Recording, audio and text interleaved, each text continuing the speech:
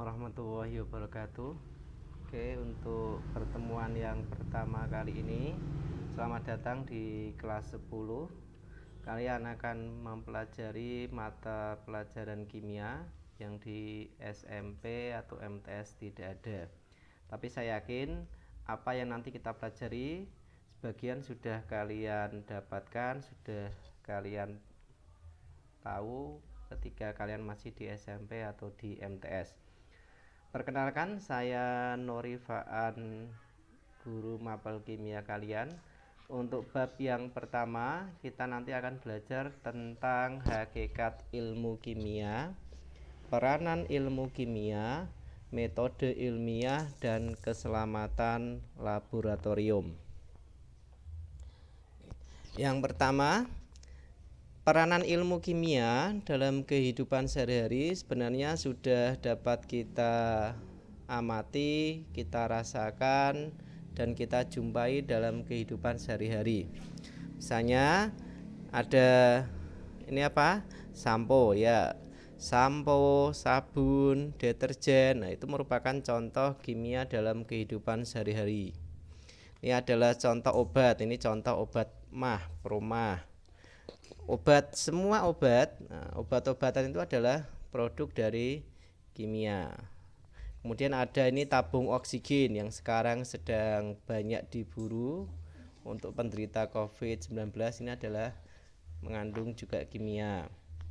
Cuka, kalau kalian makan bakso dikasih cuka itu adalah juga termasuk kimia. Ini ada tabung LPG. Nah, bukan tabungnya tapi isinya gas LPG. Dan ini apa ini? Ini adalah infus ya, cairan infus itu juga dalam kategori kimia. Kemudian ada pupuk urea, pupuk ZA, pupuk NPK, itu semuanya adalah kimia. Sekarang apa hakikat dari ilmu kimia? Kimia itu berasal dari bahasa Arab kimia yang artinya perubahan benda atau zat.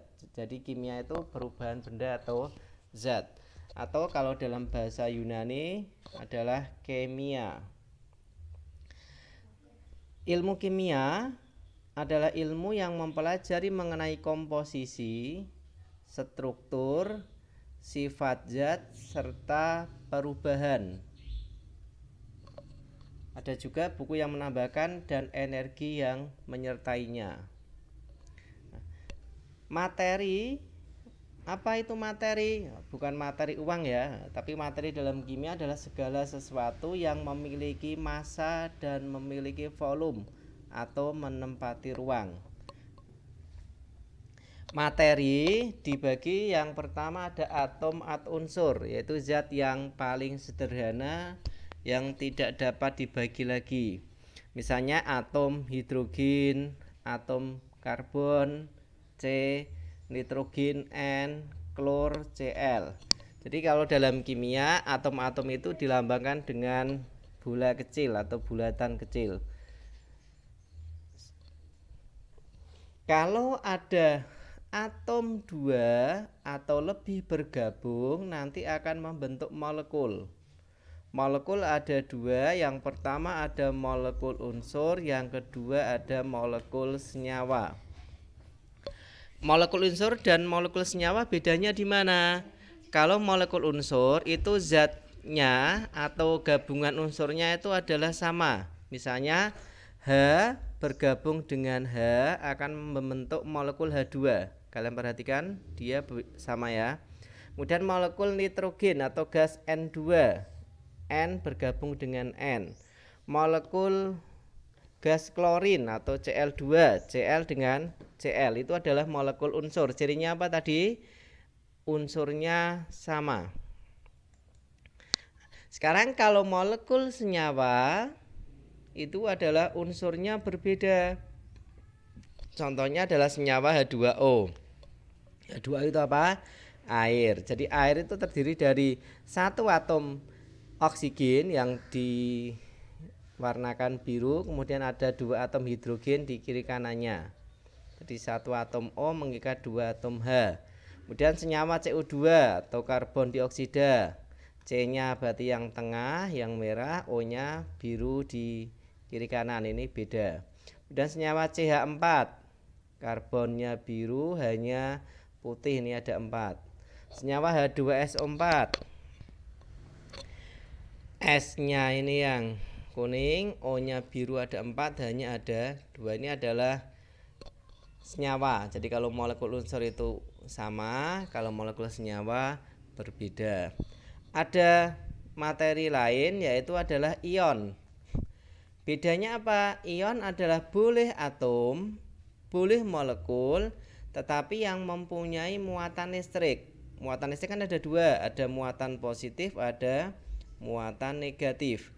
Maka ion nanti juga ada 2, ada ion positif yang disebut dengan kation, contohnya Na+, Mg2+, NH4+, Fe2+, Al3+, banyak sekali ion. Kemudian ada ion negatif atau disebut dengan anion.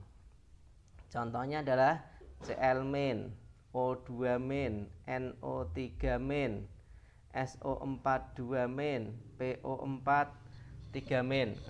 Ion, kalian sering mendengar kata ion kan? Misalnya minuman ion, Pocari Sweat. Nah, itu pengganti ion tubuh. Nah, jadi ion itu juga terdapat di dalam tubuh kita. Kemudian yang berikutnya, materi ada yang disebut dengan campuran. Jadi kalau campuran itu gabungan dari 2 zat atau lebih, tetapi sifat asal dari zat asalnya itu masih ada. Ada campuran homogen, ada campuran heterogen. Campuran homogen itu gimana? Campuran yang sudah tidak terlihat lagi dan tidak dapat dibedakan antara zat penyusunnya. Kalau kalian punya air ditambah gula, diaduk sampai larut akan membentuk larutan gula. Maka sudah gak kelihatan lagi gulanya di mana. Kenapa? Karena gulanya sudah menyebar merata di seluruh airnya. Tetapi sifat air dan sifat gulanya masih bisa kalian rasakan. Misalnya gimana? Air gula rasanya apa? Manis. Jadi itu masuk dalam campuran. Jadi sifat asalnya masih ada. Yang berikutnya, kalian punya air ditambah garam kemudian diaduk akan membentuk larutan garam. Jadi larutan garam itu juga termasuk campuran. Campurannya homogen. Kenapa? Kalian nggak bisa melihat letak garamnya di mana. Tapi bisa dilihat dari sifatnya. Garam rasanya apa? Asin. Maka nanti larutan garam kalau kalian cicipi nanti rasanya asin karena sifat asalnya dari garam. Sedangkan yang berikutnya ada campuran heterogen, yaitu campuran yang masih terlihat dan masih dapat dibedakan zat-zat penyusunnya. Contohnya kalau kalian punya kopi, kemudian ditambah dengan gula, tapi tanpa air ya, hanya gula dan kopi diaduk. Maka masih kelihatan, oh yang putih berarti gula, yang hitam berarti kopi. Atau kalian tambahkan pasir diaduk dalam air, maka masih kelihatan pasirnya itu, maka disebut dengan campurannya adalah campuran heterogen atau tidak merata. Kalau homogen merata. Oke. Yang berikutnya kita ke metode ilmiah. Pengertiannya, metode ilmiah adalah metode sains yang menggunakan langkah-langkah ilmiah dan menggunakan rasional untuk mengungkapkan suatu permasalahan yang muncul dalam pemikiran kita. Langkah-langkah metode ilmiah itu ada 8, tapi yang inti itu sebenarnya hanya ada 6. Jadi nanti nomor 3 dan 4 itu biasanya masuk di dalam nomor 5 digabungkan. Oke, yang pertama adalah merumuskan masalah. Masalah itu apa?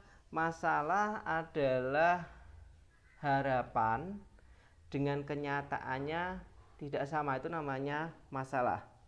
Misalnya, harapannya orang itu kan selalu sehat, kolesterolnya selalu normal. Tapi ada kenyataan ternyata orang itu bisa kolesterolnya sampai tinggi, bahkan bisa menyebabkan sampai stroke atau menyebabkan penyakit yang lain. Maka masalahnya gimana? Nah, maka masalahnya bagaimana cara untuk menurunkan kolesterol. Maka dilakukan sebuah penelitian. Nah, misalnya melakukan penelitian tentang tanaman, misalnya yang sudah dikenal di masyarakat, tanaman daun kelor misalnya, katanya bisa menurunkan kolesterol. Maka harus diteliti dulu secara metode ilmiah. Maka disusun hipotesis, karena dari masyarakat sudah dikenal daun kelor itu bisa menurunkan kolesterol, maka dibuat hipotesisnya, bahwa hipotesis itu hanya dugaan sementara, berarti masih belum benar. Maka hipotesisnya adalah daun kelor dapat menurunkan kolesterol. Maka nanti disusun sebuah penelitian nanti ada variabel, ada prosedur. Variabelnya misalnya bagaimana? Misalnya variabel bebasnya komposisi daun kelor. Misalnya kalau minumnya 1 gelas dikasih ekstrak 2 gram, dikasih ekstrak 1 gram, atau kalau daun kelornya ditambah dengan komposisi daun yang lain. Kemudian variabel kontrolnya nanti menggunakan obat kolesterol yang dijual di apotek atau di toko-toko farmasi misalnya. Nah, variabel terikat adalah variabel yang diamati. Jadi yang diamati apa? Yang diamati adalah kadar kolesterol darah. Nah, jadi variabel bebas itu yang diubah-ubah. Misalnya tadi komposisinya 1 gram daun kelor, 2 gram daun kelor. Nah, nanti dicari yang paling efektif yang mana. Variabel kontrolnya itu yang nggak boleh diubah, yang sama.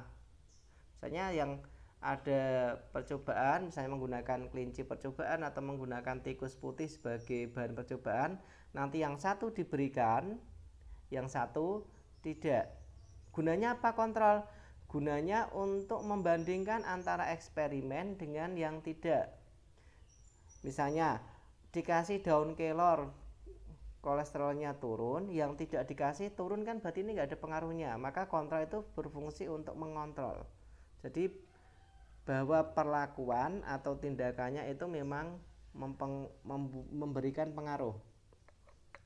Kemudian nomor 4 ini menetapkan prosedur. Jadi prosedurnya nanti dijelaskan.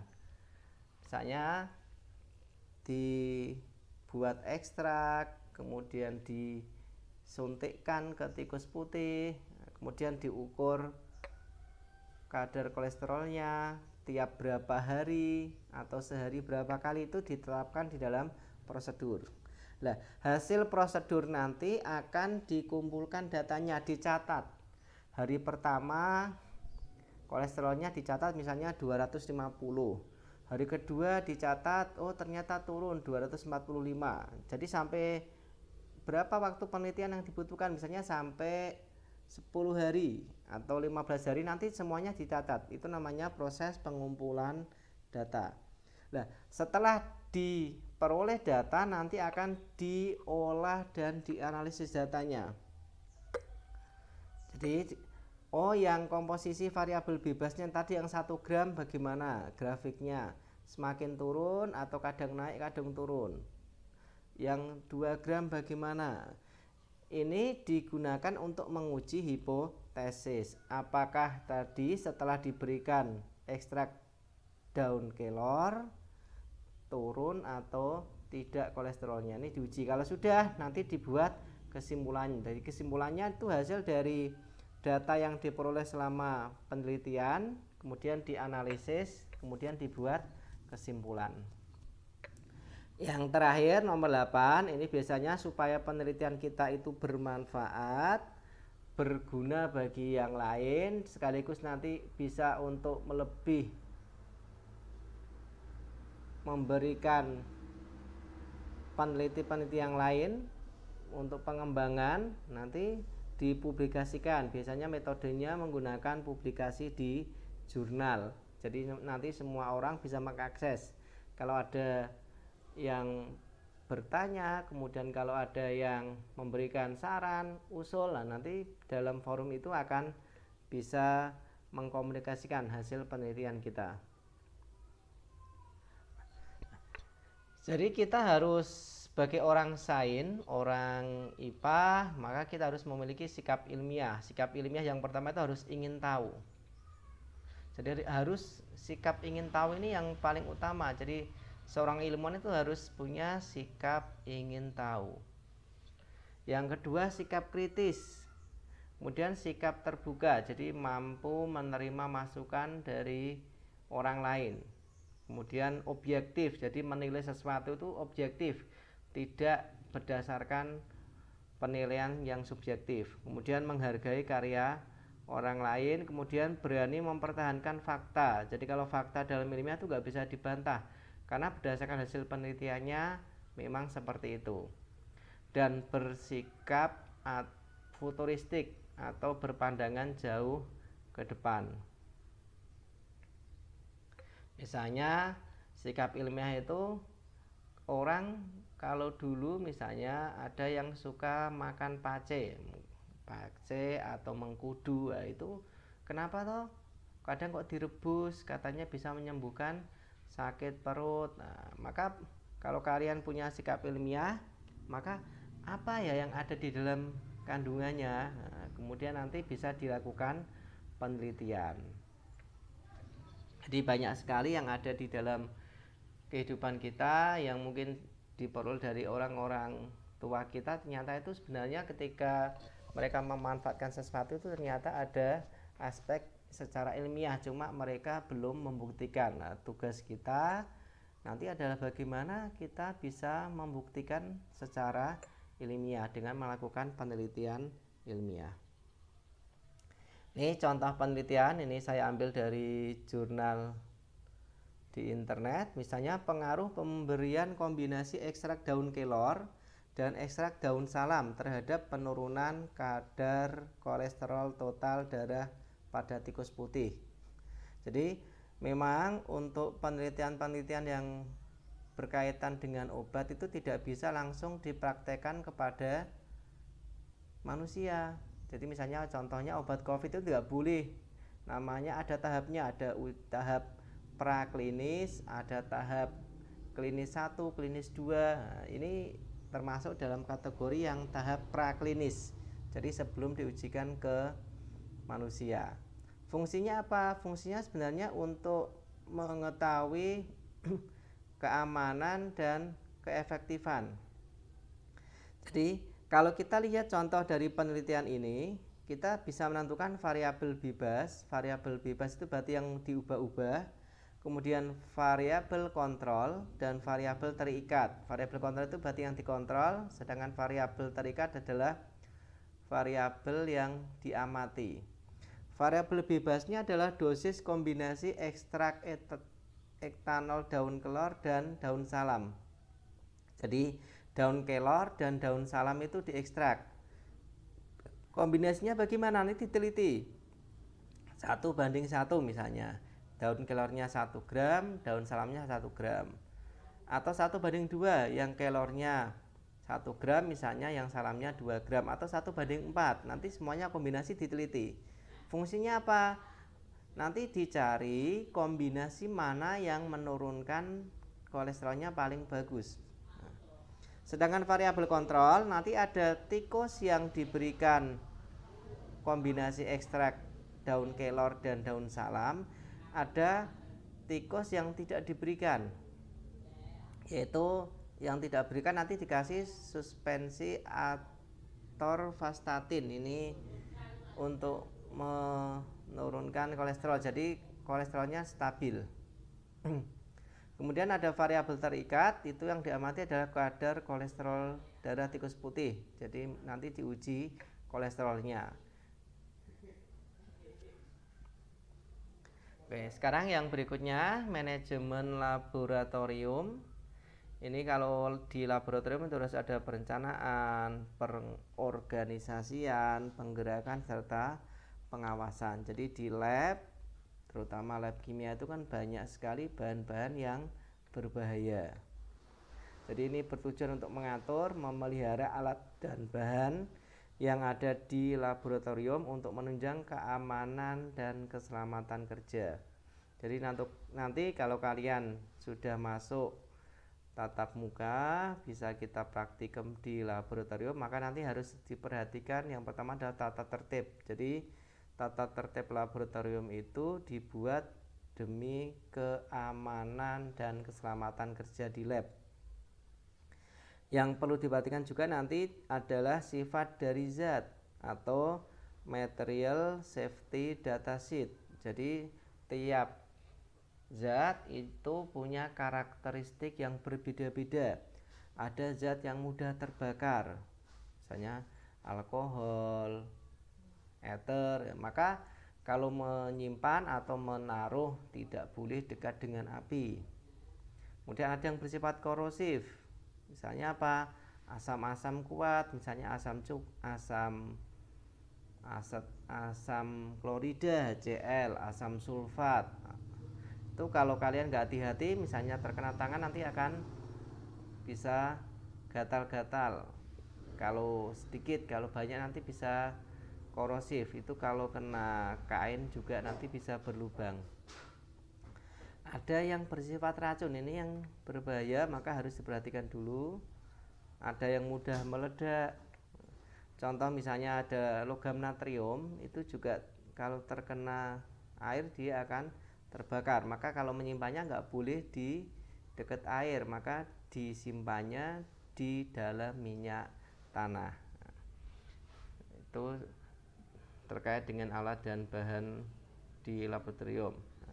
Ini ada label, jadi kalau bahan-bahan kimia itu diberikan label. Ada yang toksik berarti beracun, ada yang flammable gambarnya api, itu berarti mudah terbakar. Ada yang radioaktif, ada yang eksplosif berarti mudah meledak, ada yang korosif.